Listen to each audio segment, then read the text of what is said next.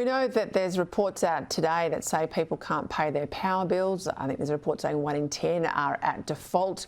We've got cancellations, we've got pensioners too scared, as I say, to turn the heater on. They're doing everything they can to avoid using power. It's simply not sustainable. That's right. This is really a huge impost now on ordinary consumers. The government has made the point, look, they could be worse. We've been doing things and trying to make them cheaper, but the bottom line is they are much more expensive, and the figures that you reported earlier shows exactly how much they have risen over the past few years, and people now cannot afford it. Yeah, but that's just such a lie from the government. I mean, it's like a doctor saying you've got cancer, but it could be worse, you could be dead. Well, you've still got to fight cancer. It's still not good news. Yes, they could be worse. Everything could be worse, but it's pretty bad if you're getting those bills and you can't pay for them. Talk to me about Rio Tinto. I saw that report today. Almost $1.5 billion wiped off the value of its alumina refineries in Australia.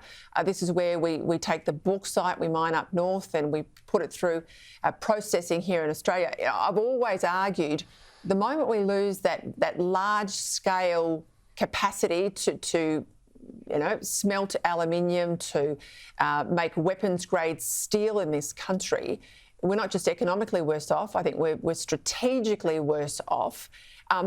What's the risk, Graham, that with the power prices we've got, that we're going to lose these sort of sovereign capabilities in Australia? Well, this is the proof, isn't it, arising. There's always been this concern that if you follow the decarbonisation policies, the biggest impact is going to be on trade-exposed industries like aluminium.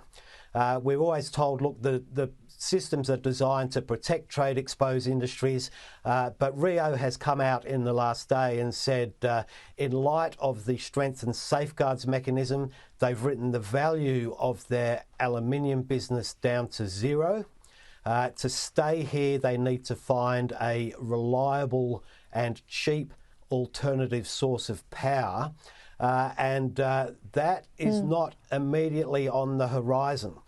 So they're saying they have every intention of making it work, but they're speaking with their red pen. And if you look what's happening elsewhere, China building power stations furiously, it is adding Australia's entire carbon dioxide emissions every 6 months. That's where these industries are going to go.